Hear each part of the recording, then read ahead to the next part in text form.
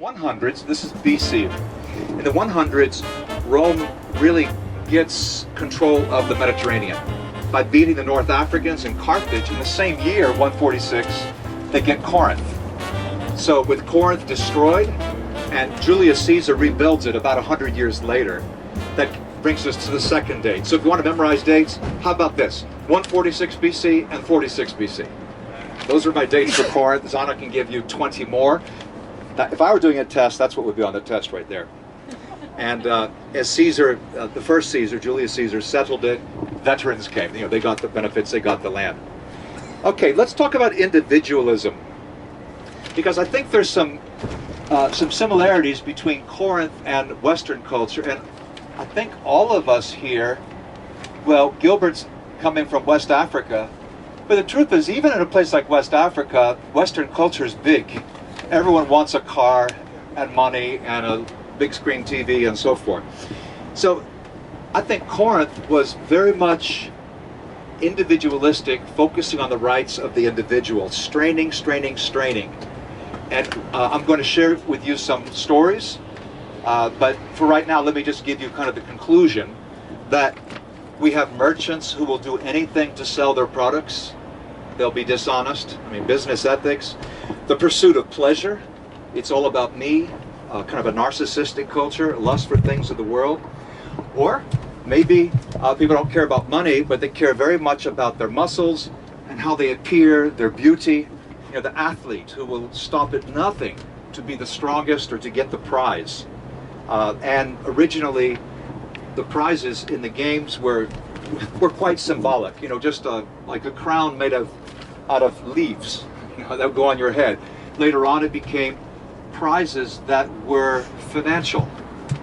And when it became possible to be rich as an athlete, instead of just having honor, then culture was really going downhill.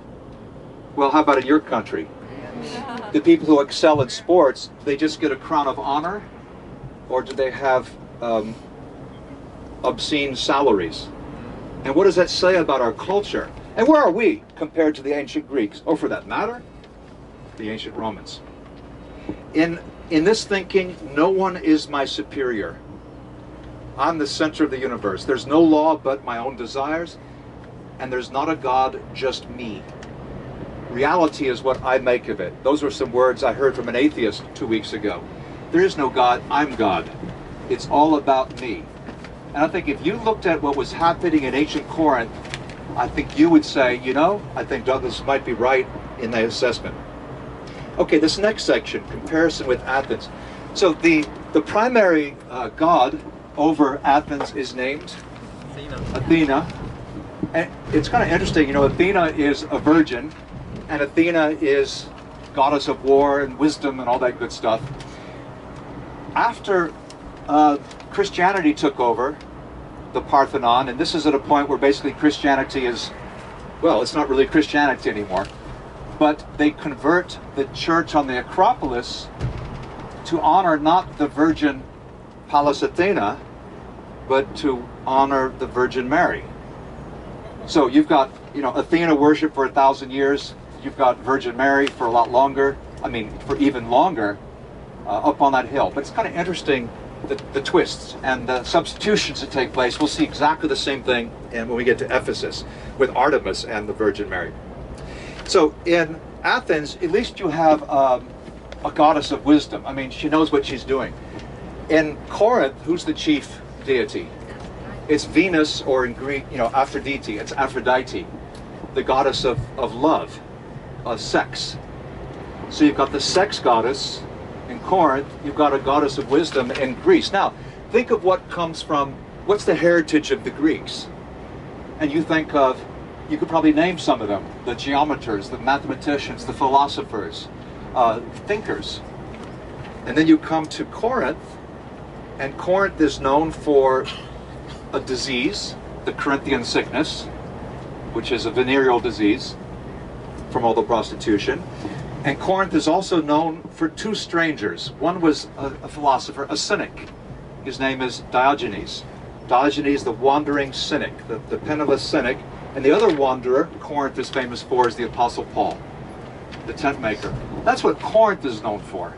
But what is Athens known for? And maybe you could say Corinthian-style columns. Okay, fine. But with Athens, there's no comparison. What happens when you place wisdom paramount versus if you place sex paramount? It really shows in society. Okay. Next, something about the religions. Of course, we have the gods of Rome, and in Greece. Do you know, like if I say Zeus, do you know that that's Jupiter?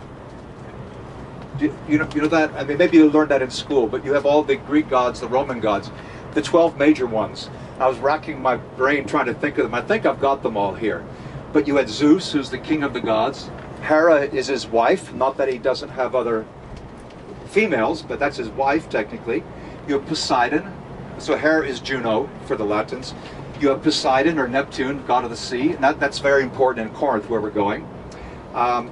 I thought of Hephaestus and Hestia, Athena, Ares, who's also Mars, the god of war, Aphrodite, who is also called Venus, Apollo, who is called Apollo in Latin, Hermes, who's Mercury. Remember that funny scene in Acts 14 where Paul and Barnabas are mistaken for Hermes and Zeus? The King James Bible says for Mercury and Jove. You know, Jove or Jupiter, that we should use the Greek because it's Greek. And then you've got Demeter for harvest and Dionysus, the god of wine. So those are the top 12, but they also worshipped religions from Egypt and Palestine, a number of other places. Asclepius, you'll see a lot, the god of healing. There was a very strong belief that if you would pray and you would have faith, that the god Asclepius would appeal to you and you would be miraculously healed. And in these ancient religions, like at Corinth, there's one god who's worshipped as Isis, which is from Egypt. And this cult worships, of course, they worship many gods, but the miracles they focus on in this religion are three: prophecy, tongue speaking, and healing. These were the top three most sought after miracles in these ancient mystery religions. Does that sound like anything today? Have you ever been to a place that is all into prophecy, tongue speaking, and healing? It was happening centuries before. Centuries before. You're going to see the Temple of Apollo. That was already 700 years old when Paul came, which is interesting. If you're trying to remember all these gods, like the top 12, one way you can do it is there are 4 A's and there are 4 H's. D, D, Z, and P. So the H's, there's Ares, Aphrodite, there's Apollo, there's Athena. So you can do the 4 A's, you've got the H's, Hermes, and so forth. If you need that, look it up, okay? Or you can talk to me later. And now, this is the part of my lesson I'm most interested in sharing with you. We're 2/3, but I want to talk about the Corinthian Bible. Now you may say, the Corinthians had a Bible? Well, there were Jews there, and you'll see something that remains of a synagogue of the Hebrews, because there were Jews all over the Mediterranean world. But when I say the Bible, it's not a Bible in that sense. It's kind of let's say it would be a collection of things that in a sense take the place of the Bible. The reason I mention this is I think a lot of times Christians will think about those who haven't heard the word, to use the phrase. You know, what about those who haven't heard? And surely if they're good enough, they'll make it. That is, they'll be saved by works if they're good enough, something like that.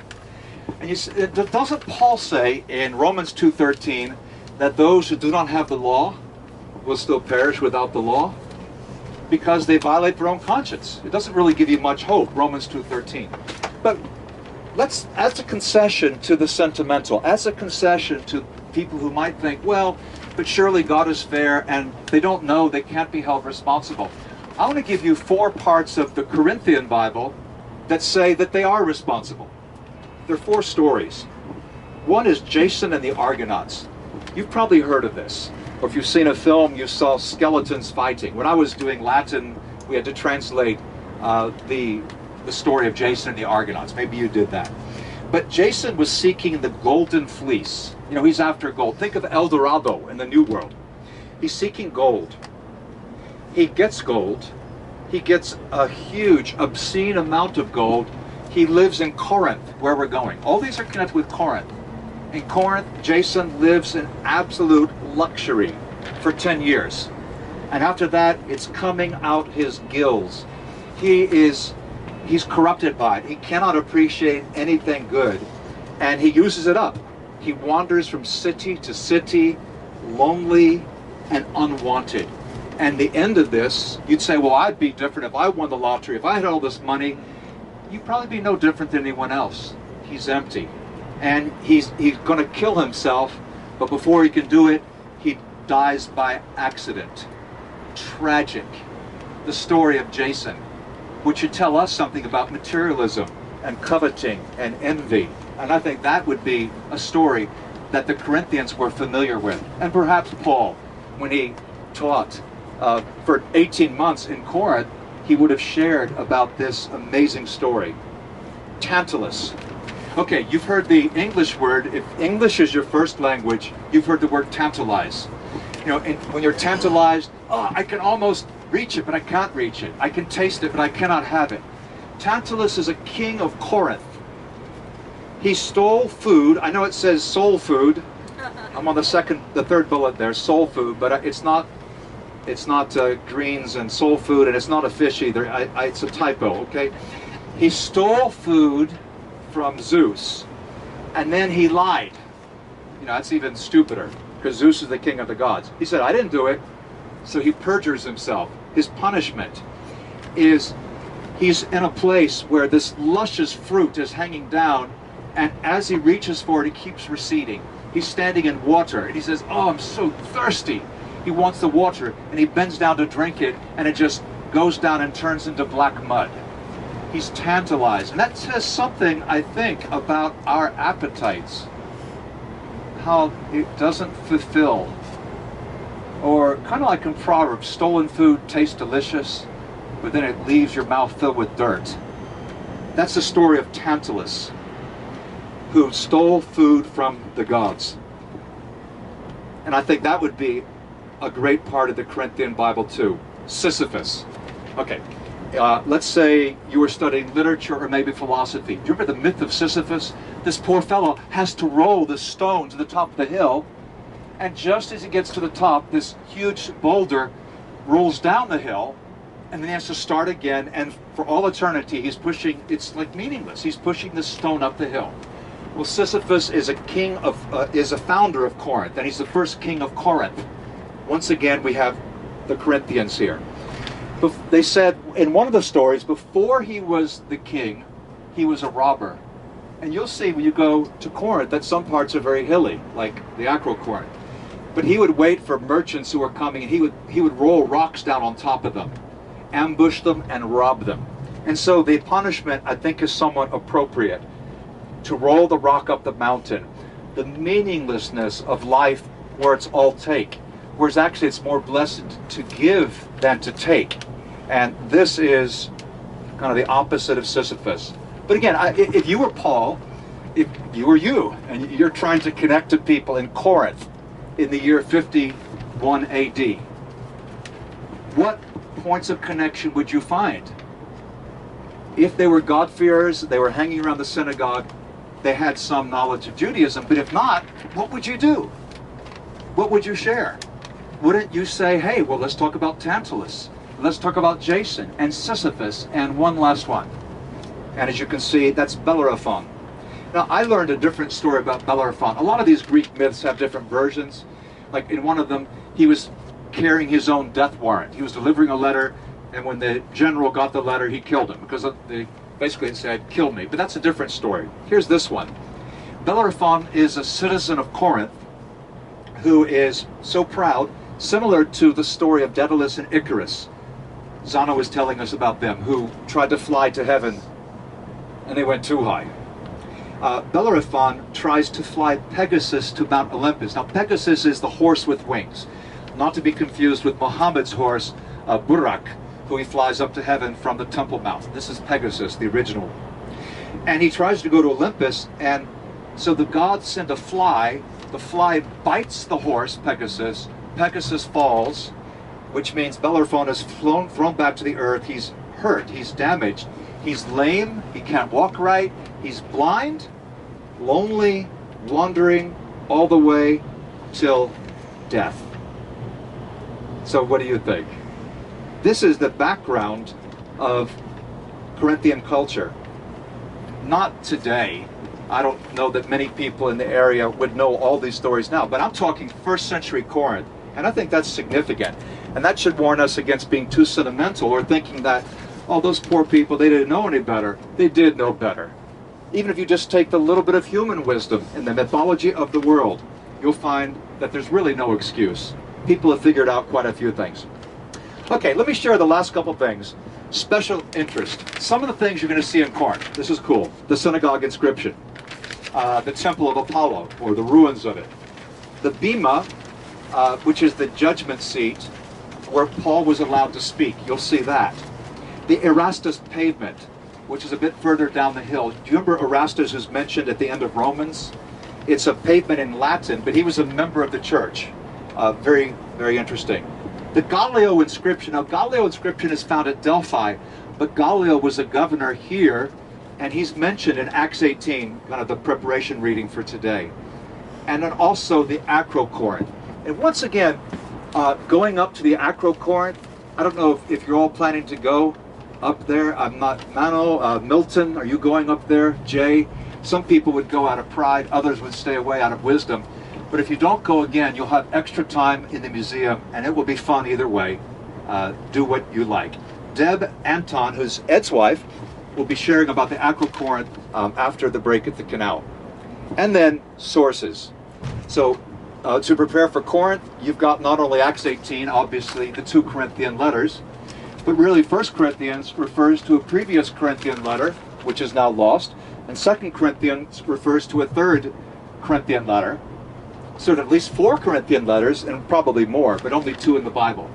But there's one more really cool one, and I'm going to talk about that in the International Teachers Seminar, the ITS. We'll talk about 1 Clement, which is written 40 years after 1st and 2nd Corinthians, and gives us some great insight into what was really going on in that city. Outside the Bible, it's not just 1 Clement, there are other cool things too. I'll just tell you, if you're not doing the teacher seminar, the one thing that really moves me, it's in chapter 55 of 1 Clement. And it's where Clement talks about some Christians who sell themselves into slavery to ransom others. So I'm standing right here between Bill and Jesse. So Jesse is sold into slavery. Bill says, I want to ransom him. Or maybe Jesse's been kidnapped. And Bill says, I'm going to sell myself into slavery so I can free my dear friend, to free my brother. How does that sound? I mean, the early Christians did some amazing things. Some of them sold themselves into slavery to feed the hungry. Well, buy me and we can feed a village, wow, you know, for a few weeks. That's the kind of stuff they did that you'll find in 1 Clement, very worthwhile. So in the teacher seminar, with these 6 extra classes, we'll be delving into these passages, the relevant passages, whereas the study tour you're on now, I think it's going to help you to have a kind of a mental impression. You're going to see in living color places of the Bible, which creates a lifelong memory. And to me, that the advantage of this is that in the future, you can see it. And if you can see it, you can imagine it, then you can believe it. But if you have no mental image, or you're all confused on the map, or who's who, and there's no color, there's no illustration, then I find it's harder to believe. It's hard for me to have faith if I can't imagine what I'm having faith in. So to me, the huge benefit of coming on a tour with this kind of a focus is we can imagine it, we can see it. The teacher seminar will allow us to more accurately interpret the scriptures, to go deeper, and I think almost all the people in the teacher seminar are here today, but we're going to go deeper, and you'll learn how to read and apply these scriptures. And there's still a few spaces if you have interest in that. So those are my thoughts. We're not finished because the last section will be Deb sharing with us about the Acro-Corinth. But does that make sense? Is that okay? I hope it's not too much, but for those of you who took an extra day out, I hope it's not too little. Did you learn something about Corinth that maybe you did not know before? Okay, any question? I can take 2 questions. Yeah, Andreas from Berlin. Yes, sir. Inscription in the synagogue in Corinth? The inscription, okay, at Corinth, it's a fragmentary inscription. When I studied my first year of Greek, and I was a pretty young Christian then, I think it was my 3rd year, The head of the chapter that week was, each chapter started with something famous from ancient Greek, a saying or something. But to my surprise, the second week, it said, blank goge ebrai blank. Now, the synagogue of the Hebrews would be synagoge on Hebraion. So it's cut off. So it's not the full synagogue, but you can see the oge, and then don Hebrai, very clearly it's of the Hebrews. So it says basically synagogue of the Hebrews, but a couple syllables are missing. But this would have been like over the door. This is the entrance, and that should be at the museum. Everyone will see that, whether or not you spend an hour in the museum or you go to the Ancient Corinth. Now, that's a good question, because I know we're looking for points of contact that help us to say, where does that go with the Bible? How does that connect? Anything else? Do you want to add anything? I can. Yeah, all you have to do is read Acts, read the letters, read between the lines. We think, okay, Paul went to Ephesus. He was there for the better part of 3 years, according to Acts 19. That doesn't mean he only went to Ephesus once. And a letter to the Ephesians doesn't mean he only wrote one letter to the Ephesians. It means that in Scripture we have one letter. There are probably 3 or 4. This is a very important city. But we don't need those for Scripture. It would be kind of just more of the same. It'd be redundant. Okay, let's say 1 or maybe 2 more, because you're simultaneous. Who starts it with Diane? Just trying to imagine it. As Paul made these journeys, did he sail? Did he walk? Did he... You're trying to imagine it as Paul made these journeys. How did he go? Well, a lot of it's on foot, but also a lot of it is on the sea. And so in the book of Acts, you read a lot about the sea voyages. And that's really where you get the answer.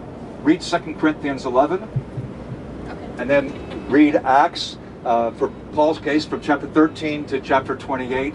And you'll have a very good mixture. What you don't see is him riding a horse or, going in luxury. And you'd say, oh, but going on the sea, that's like a cruise.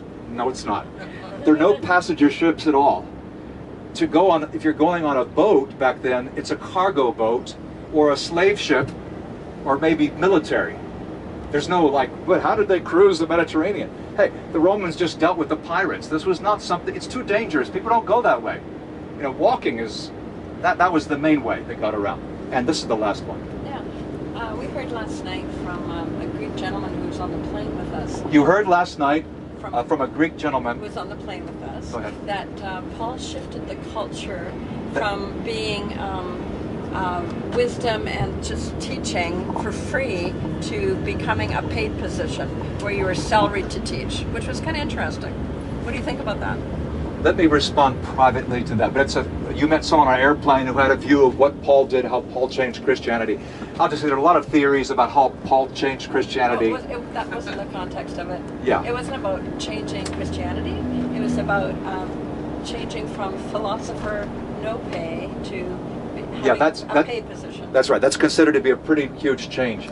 That originally the church workers, the teachers were not paid, and then it was changed to a paid thing. Yeah, it was interesting. It's a severe criticism against Paul and others that unbelievers often bring up. But I don't think it's true, because Jesus is the one who actually said the worker deserves his wages. Jesus, he didn't say that you should get a ton of money, but he said you'll have your financial needs met. This is Matthew 10 and Luke 10. So I think your friend is wrong. That's not Paul, that's Jesus. But even before then, the rabbis were taken care of. So there may be more of a philosophical context to that, but on the biblical side. Okay, Ed's going to add Romans 16. Gaius, who is my host, and to the whole church greets you.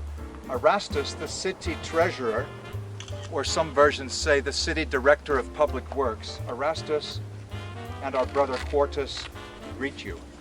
So this is you can clearly see the name Erastus. And then you see where it says Strawit. This is the Right. E-R, Erastus, And this is Latin. No? Proe Delitate, Sua Pecunia Stratis.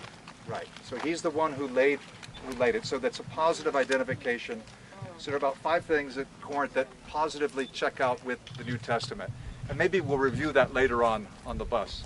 But this is the same man from Romans 16, a guy who occupies a fairly significant position in the Roman government. Not many of them Think of 1 Corinthians 1:26. Think of what you were, brothers, when you were called. Not many were. And he talks about the educated, the highborn, the noble. Not many, but some were. And this guy. It's one of the last paved roads of marble. City gate right behind us.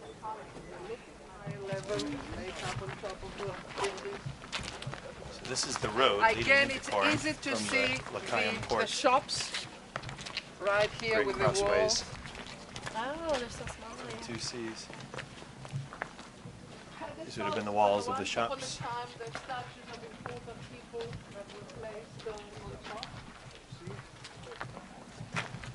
And the roadway that would lead out to the port.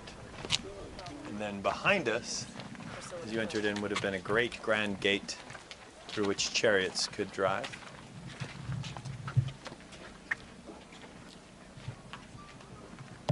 To warm the cold marble seat before the person would go to This is the public bath, the public bath. latrines. Well, where I'm starting, you can see the two holes, the two seats, the toilet right there, and the channel, the marble channel under the feet for the running water. You have to come over here because, as you can tell, we're not allowed anymore to go. In Corinth, up and down this main road would have been all the shops. All the brass and bronze workers would have been up and down, including tent makers throughout this forum. You have heard the clang, clang, clang of the hammers working on the brass. Yeah, all kinds of shops. You can get your glasses repaired. And before us there is the Bema.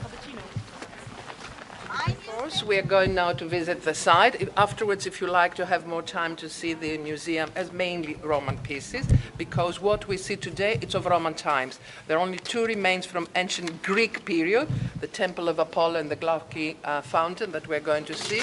But it's nice to remember that whatever we see today of ancient Corinth is just the very heart of the city, the Agora, the Forum, and you have to use your great imagination in order to understand what a beautiful city this once was, like Ephesus. You're going to Ephesus, if I understand well? Now, is it true that the Agora in Corinth was the biggest in Greece? That's I read what this they in say. one book. Yeah, How do we know? Because of the length when they have found the remains of the So just the size. the foundation, the size.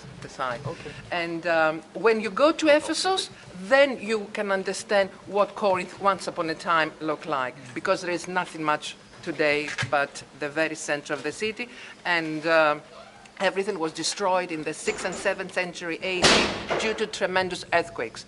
The city that was founded by Julius Caesar that Doug told you on the bus in 44 BC as a Roman colony and flourished again in the 1st and the 2nd century AD, which is mainly the period of all the remains that we will see today, was destroyed once again in the 3rd, 4th, and finally 7th century AD by earthquakes.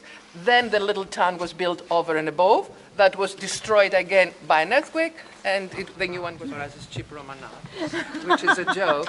But in Roman times, very often it was happening that was not a whole piece of marble that was used for the whole statue, and because of how often the emperors changed and they had to make new statues with the members of the family, it was much easier to change, to remove the head and change the head. It's a joke. It sounds like a joke, but it's very true. So it was the mass production period. They didn't take the time to make the whole beautiful statue from scratch. So they were just replacing the head, and that's why this is a characteristic that all the statues in Roman times are missing. But we're here in this courtyard, and you have to turn around in order to see the important inscription that Doug told you, Synagogi Hebreo. Over there is there is Goyi. It's the Gamma, Omega. I can reach Gamma. easily. Okay, yeah. See, Goyi. Goge, the end of synagogue, Goge, and then Ebr from Ebraion. So it's like Agog, he Yeah, exactly.